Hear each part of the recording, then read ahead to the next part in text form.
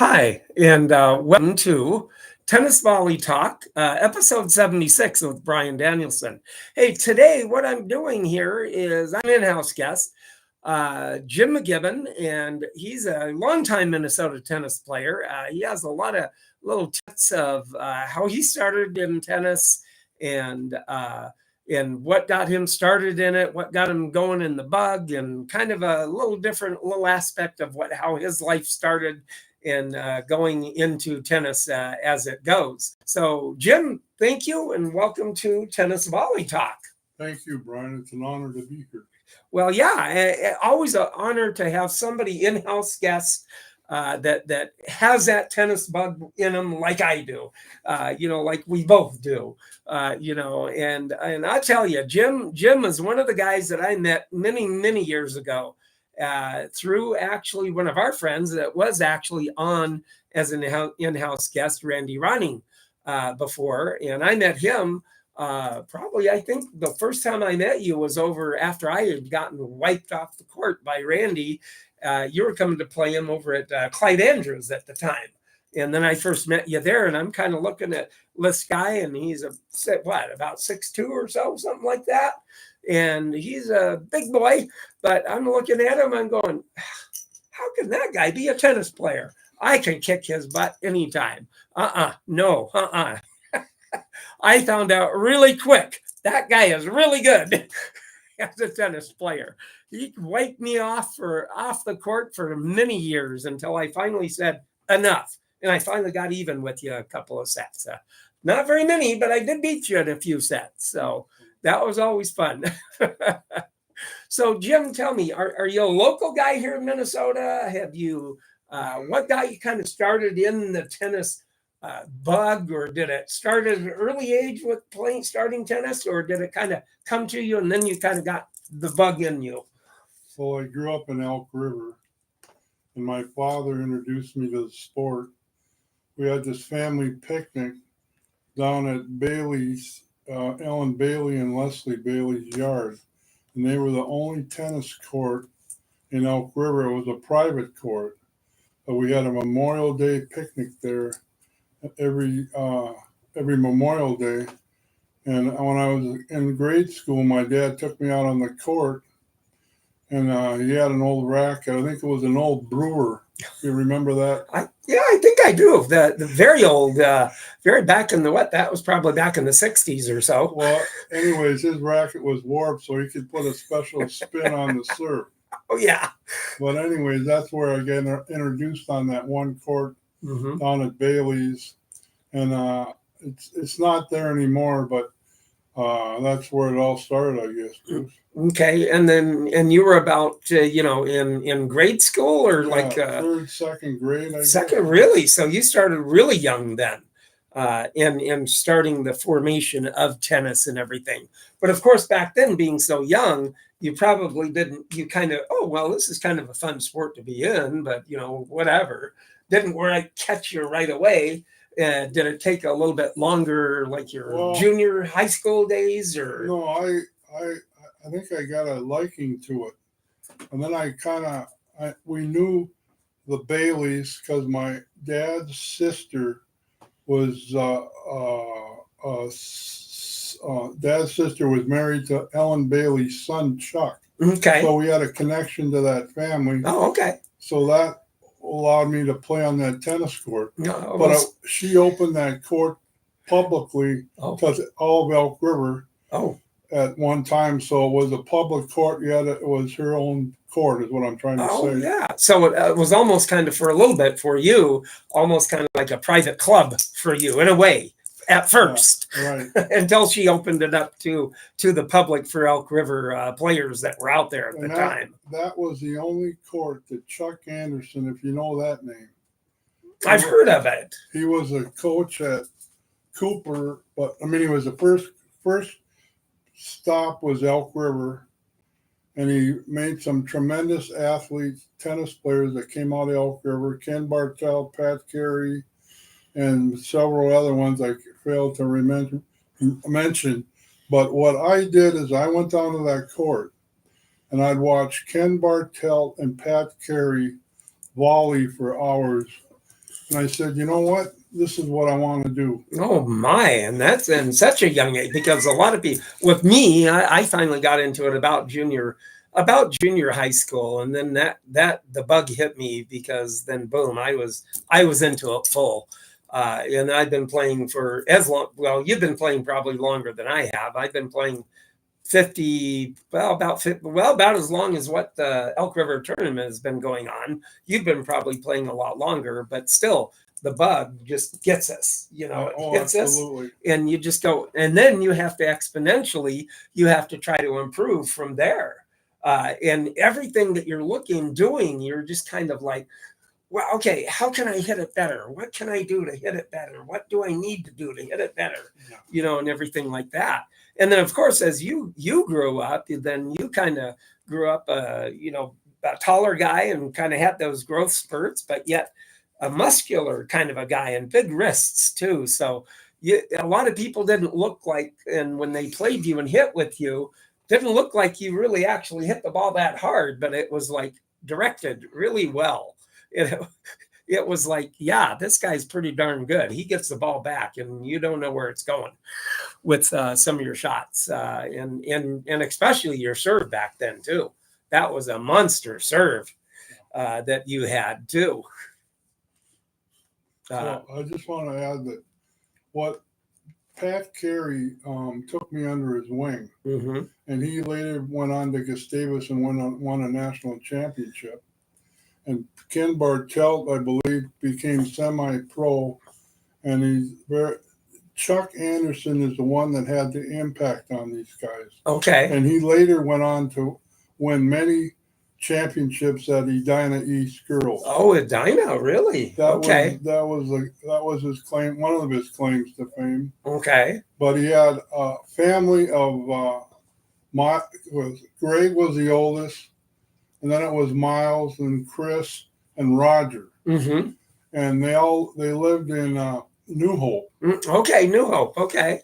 And they played for Cooper High School. Mm-hmm. And Chuck coached Cooper after Elk River. Oh, okay. Yeah. And I believe his two of his sons, it was Roger and Miles, won a high school championship doubles. Okay. And I don't know about one of them won a singles to either Greg or Miles at the time for Cooper High School. Oh, Cooper. Okay. And when Chuck was at Cooper, he cranked out a lot of super talented athletes that went on to great things in tennis. And he was also our hockey coach up in Elk River. Okay. And I think he was a hockey coach at Cooper as well. But anyways, back to what happened in Elk River. I got tips from Pat Carey. And I always remember him. They had a backboard at that court down in Elk River. Yeah. And he always told me the continental grip. We all know what that is. And put the V over the corner. Yeah. Yeah. Right. And I still use it. Unfortunately, I still use a continental grip for my forehand. Yeah. And sometimes it goes into the net because the racket's not tilted at the right angle. Yeah, not right at the right angle to get it up and over. It's more straight back and then try to get it over. But anyways, Pat Carey was a big impact on me. Mm-hmm. And I love to watch him. And like I said, Ken Bartelt, just volley. Ken Bartelt was left-handed. Mm-hmm. Pat Carey was right-handed. And I just sit there for hours watching him. And I said, and then they let me hit with them for a while or something. I didn't care. I just wanted to be down there. Just wanted to be down there. And then they, every once in a while, Pat would give me tips. Oh, yeah. I spent my day and I slowly learned the game. Yeah. And then Mrs. Bailey had a grandson who lived across the street, Tim Bailey. Okay. You remember Tim Bailey? I think I do, but I'm not. A long time ago. He was my hitting partner. Okay. And he got lessons from Pat and Ken and everybody else. So we got a connection to Chuck Anderson, and he's the one that really instructed us in our early days the correct way. Oh, sure. Because there was nobody better than Chuck Anderson, as we all know. Oh, yeah. What he did. Oh. So that's what I did there. That was my history when I'm first starting out. So, and then we went into the high school portion of it. Yeah. and I played on the Elk River High School team, and I was on it when I was in the junior high school. Okay. Okay. And Marty Tracy was our coach. Okay. And he just passed away not too long ago. Mm. Anyways, they used to pick us up at the junior high, special bus, Mm-hmm. and we go over to the varsity, and I used to, get out of school early, and I thought it was big Oh yeah, stuff. big deal. And then I was like third singles on the varsity team. I think there was 3 singles, and was that right? 3 singles and 2 doubles. Yeah. 5 points at the time. Mm-hmm. And Mark Jones, who was a great player, played number 1. I think Bob Elver was number 2 singles, and I was number 3 when I first started out in the junior high age. Oh, sure. And that's where it kind of progressing from there a little further. My first experience in high school tennis. Oh, sure. And kind of that team camaraderie and stuff like that, in a way, right? Stuff like that. Well, like some of the tennis players out there nowadays, like Danielle Collins, like going through college for 4 years and kind of starting out a little later in the tour, like that, but still, being that kind of the team atmosphere a little bit with them back then. The competing environment of the high school environment. Mm-hmm. And we played, our team wasn't actually that good, but I remember playing St. Cloud Tech. Mm-hmm.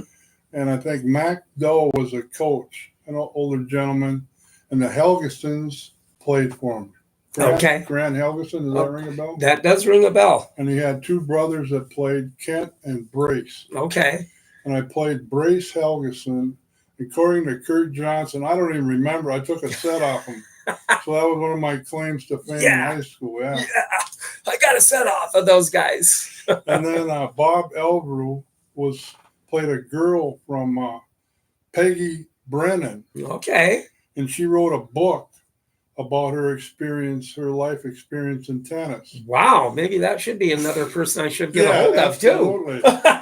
Because she's an infinite source of knowledge. Anyways,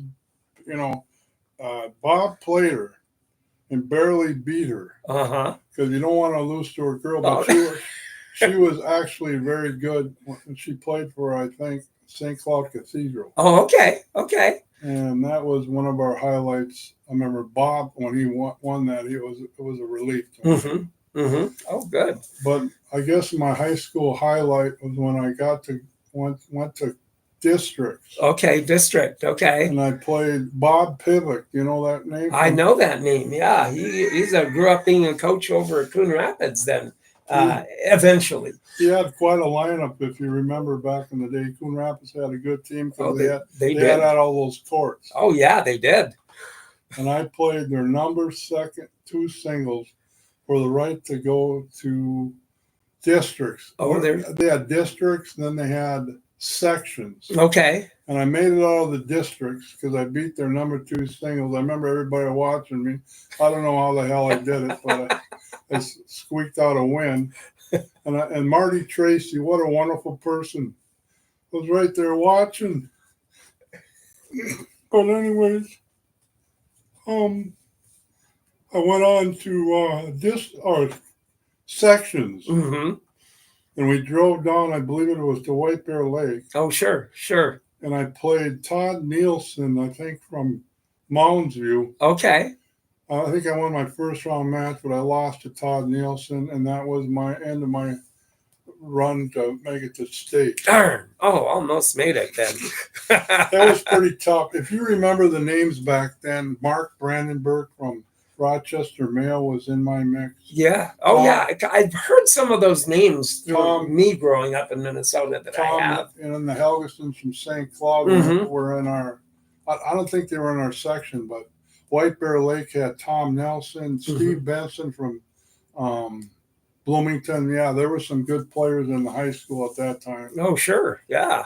But then anyways, I got interested in college. Well, not academically, but the St. Cloud tennis coach came down on one of our practices. Oh, sure. Okay. And I think it was Ivan Watkins, I think, was their coach at the time. And he said, you know, why don't you give it a shot? Come up here and we'll try you out for the team. Yeah, but we'll give you some easy courses. Anyway.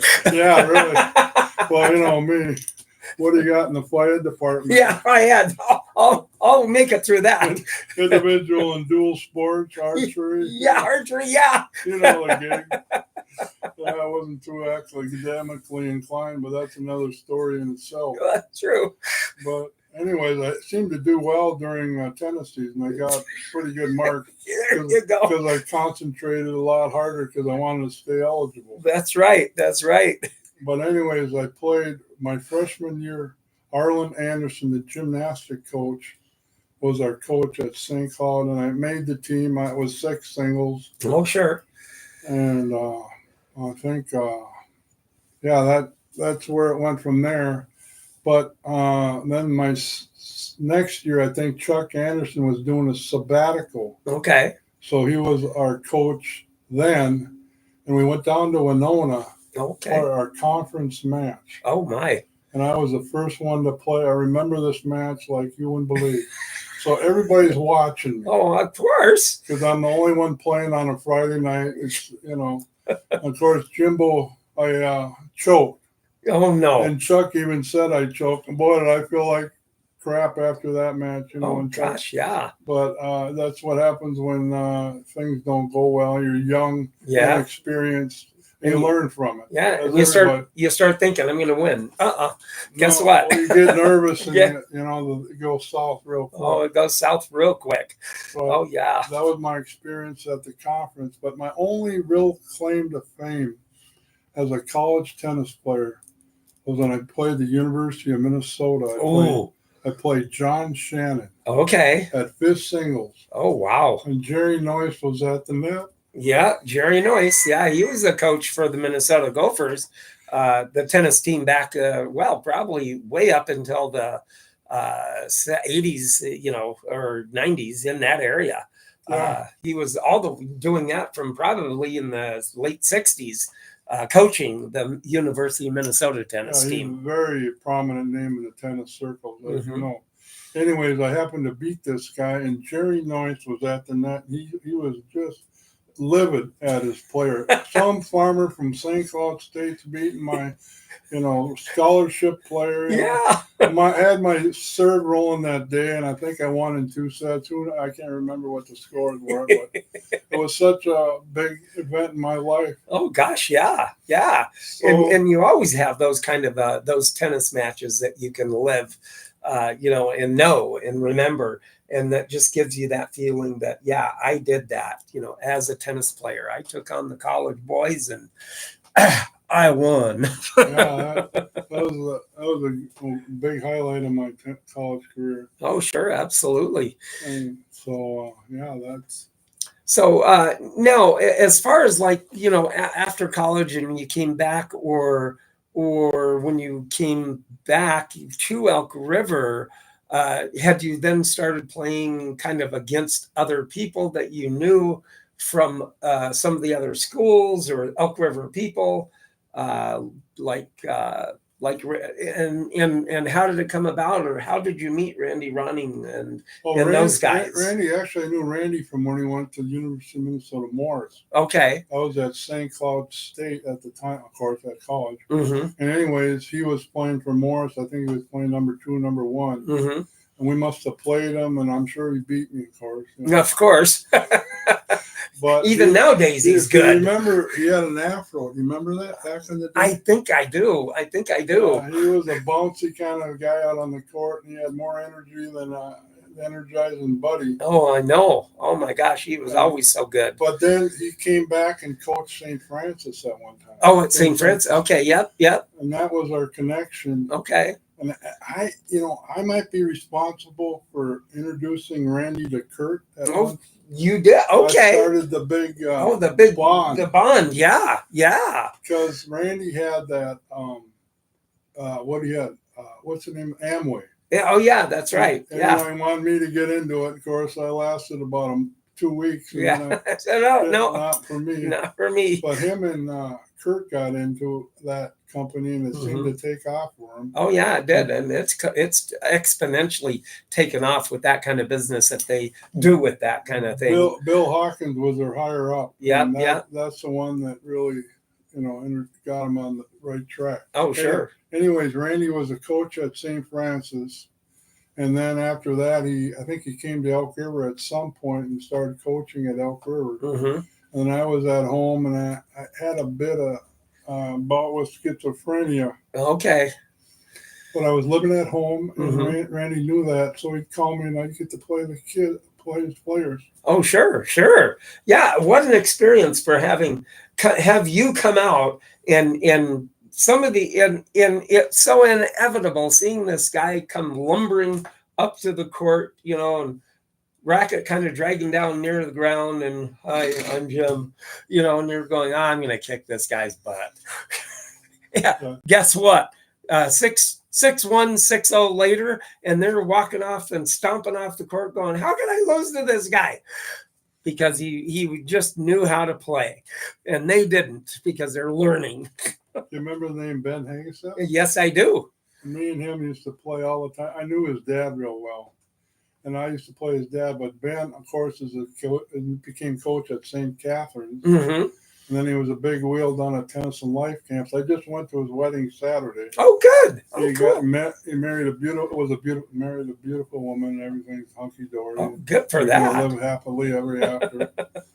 It was a wonderful wedding. Yeah. Anyways, I used to play Ben all the time, and I loved to beat him, but I can't beat him anymore. Oh no. But at back of the day. Oh sure. He went to Gustavus and did great things down there. Oh sure, absolutely. And so that. And then I played other players that Randy had, Mm-hmm. I was just a monkey or something. Go out and hit with these guys. But sure kept me out of trouble, and was a good thing for me. Oh yeah, absolutely. It's the only thing I was good at, Brian. Oh yeah, that's right. You hit that ball. Get look at him going into the strings and hit that ball. Now, you YouTubers, remember to like, subscribe, and make a comment on this if you like these in-house interviews. You podcasters are going to be hearing about the racket of the day later on. So be sure and like, subscribe, make a comment on that. And if you do want to take a look at the racket of the day, you can always go to my YouTube channel, Tennis Volley Talk. Take a look at what I'm talking about whenever you hear it. So, but yeah, now as far as like Randy and Kurt back in the day, that must have been probably about the time. What kind of got you sparked in as far as thinking about maybe possibility that what can I do to maybe get something going here as far as maybe a tournament? How did that kind of spark in your head with those guys, or with Randy and Kurt? Well, I don't think Randy and Kurt were around when we first started. Okay. Oh, okay. It was more me and Tim Bailey. Okay, so you guys kind of started the tournament at first then, right? Yeah. Okay. Another gal, Dawn Peterson, who went on to the Olympics. Lou, she was a figure skater. Oh, okay. And she played tennis at St. Cloud State. Anyways, us three got together and we decided, let's just try a tournament. Okay, yeah. And then at some point, it started to take off. And then my brother, Stuart. Okay, yeah, Stuart, your brother. Oh, he's a pure serve and volley. Does he still serve and volley? Yeah, he's got more. He's young. He can do that. Oh my gosh! He clobbers me every time I play him. Oh my gosh! But he plays USTA and all the leagues. So yeah, he's at a good level. Yeah, I had him in a tournament, Elk River tournament, and played him over because it was an overflow one year. So I ended up playing him, and I think it went 3 sets. It went 3 sets, and it was a close 3 sets with him. So I was giving him a hard time. You're going to be out there for a long time, Brian. Yeah, I know. You're going to beat him. You're going to be out there a long time. So he took over the tournament after I left because I went to St. Cloud State. Mm-hmm. And then he took over my stringing business, and he started charging people more than I did. Gotta get a little bit more money. People would all say, well, Jim only charges $15. Well, no, I'm not Jim. And prices have increased. And so that alluded to what he's doing today. He became a salesman. Oh, sure. That sure. was one of his starts. Oh, yeah. Yeah. But anyways, he always throws that up that, I used to swipe my stringer and all my rackets that I had. I had a Prince dealership back at the time. Oh, my gosh. Yeah, but no big deal. I mean, the thing is about dealership, the rackets change every year, so you got to keep up with the demos. And it's a losing cause, believe me. Gosh, I'm sure. Trying to promote one particular racket over anybody else's favorite that they play with and everything like that, kind of a little bit. It's a crapshoot because you don't know what models they like. Right? Oh, sure, absolutely. So Stu took over the tournament. Mm-hmm. And then from some point, Randy and Kurt got involved and took it to the next level. Because, as you know, that tournament has got some excellent competition. Oh, it does. College players from St. Cloud State. Yes. Scott Larson, that name. Oh, gosh, yeah. And then who the former coach of Cathedral, Ellis. What was his last? I can't think of his name, but he had a son that was a coach at Rogers, and that family was full of talent. Oh, sure, absolutely. They won many tournaments. And then they had that guy, Mark Bourne, coming out from California who had a connection in Big Lake. Oh, sure, He was a college coach out west. He would show up. But Randy always had everybody. Every year they all show up. And absolutely. We're done in about one round. Yeah, one round, that's it, Because we're so old. But it's fun to go up there and sure. Reminisce with Randy. And it is. So then Randy kind of started taking with the kind of understanding, well, okay, I should probably, let's kind of start getting it a little bit more organized with, mailings and, maybe make it a little exponentially bigger tournament that way. He took it to a different level. Oh, he did. He did. I don't really recall at what point he did that because I had that schizophrenia and I probably wasn't in the best shape to do it. Anyway, it doesn't matter at the time. But I trusted Randy because Randy and Kurt were always close to me. Oh, sure. And I knew they would do the right thing, so I know it was in good hands. Oh, absolutely. So they took it to the next level. Oh, they did. And, with the advertising they started and then, brochures and word of mouth and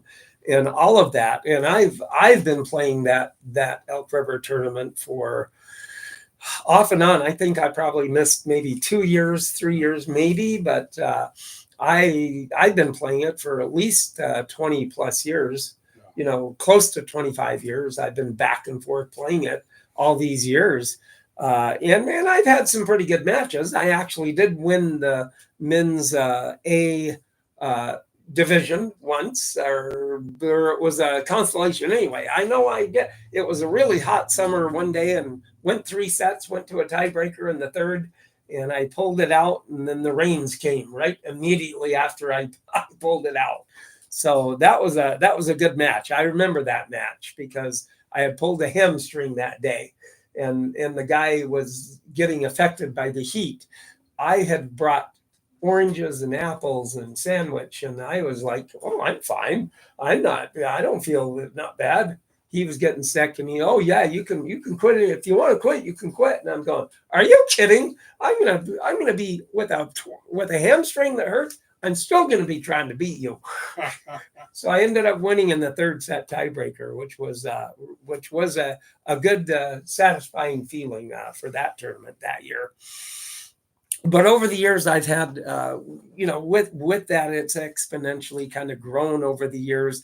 And I think this year, it always is during the last weekend in July that they have it, and how they do it, which is a good format now, because it probably has gotten so big over the years that they do a no ad scoring with it to kind of, because they do it all in one day on singles and then one day on doubles. It's grueling.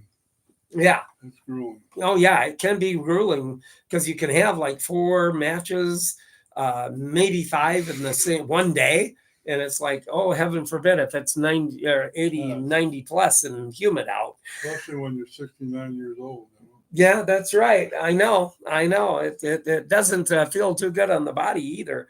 But with that, it's kind of a nice format the way they do it, and because now they have mixed doubles on a Friday, which is a really good kind of a fun event to try to get into. And then they have singles on the Saturday and all day Saturday, and you just kind of wait around and wait until they call your name, and depends on where you fall and where you're going to go and play.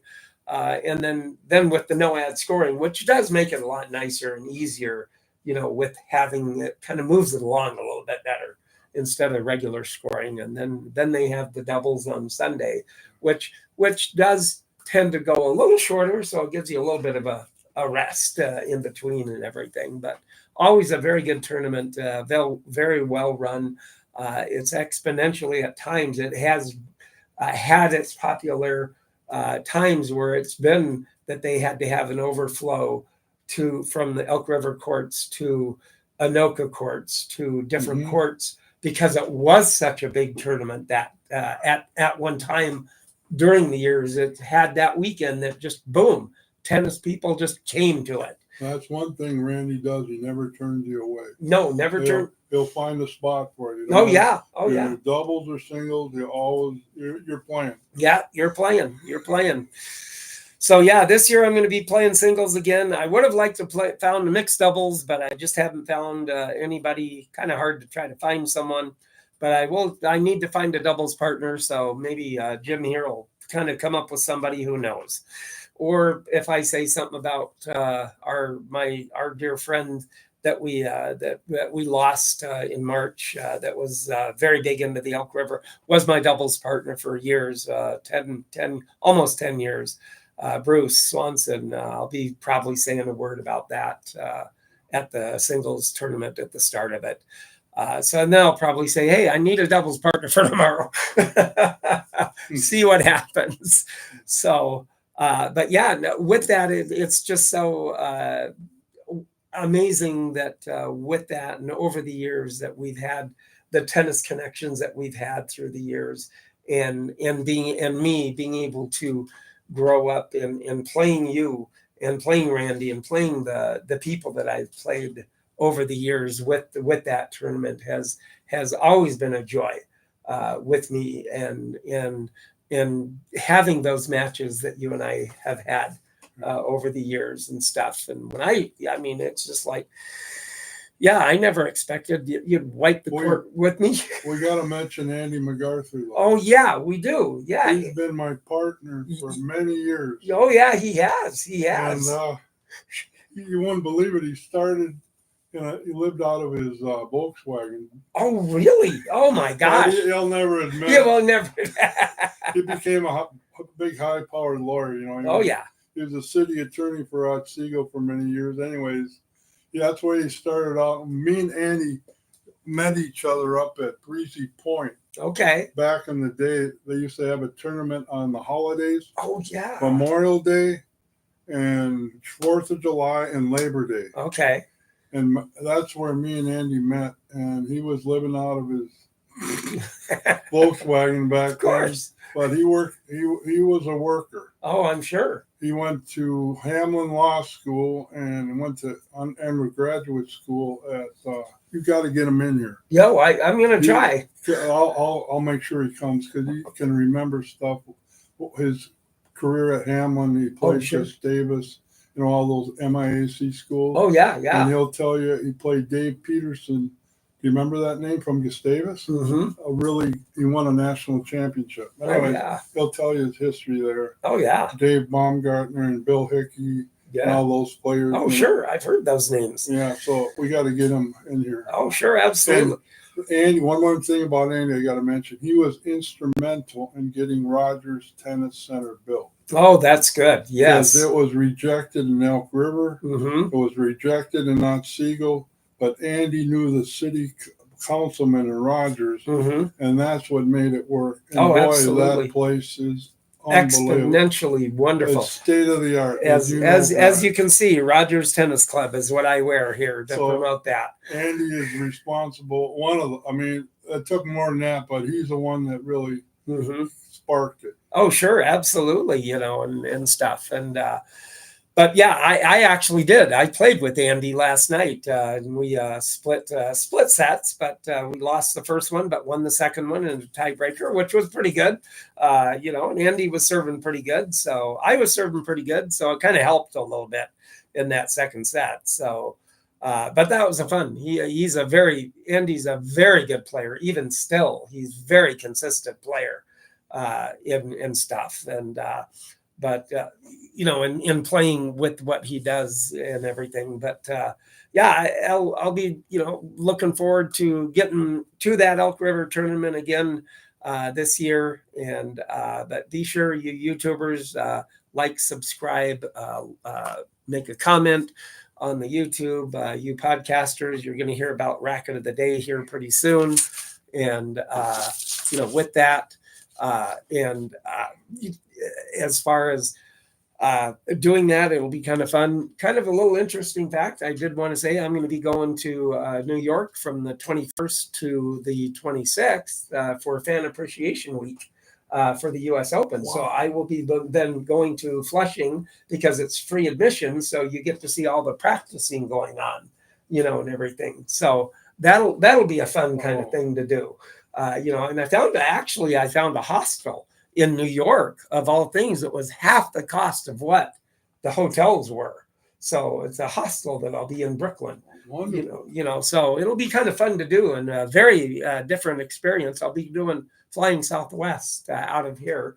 So that'll be an experience. Stop over in St. Louis and coming back midway, but different, it'll be an experience to do. And then with that, that week that I'll be there, because I did an interview with a historian through Westside Tennis Club, which was the original site of the U.S. Open before it went to Flushing. Then I told her I was going to be in New York, and she goes, well, come on by. Then Friday, and that Friday that I'm there, I'm going to take a look at the clubhouse with her, get a tour of the grounds, and then have lunch. And of all things, Ultimate Tennis Showdown event that is being played there that I'll be attending also. Wow. So because I did the interview with her on Tennis Volley Talk, so that's kind of a little perk behind doing this. In a way, that's my monetary kind of whatever. You're famous. I am. I try to be. But who knows? But anyway, without further ado, here's a racket of the day here. This is actually another A.G. Spalding racket here with the symbol A.G. Spalding.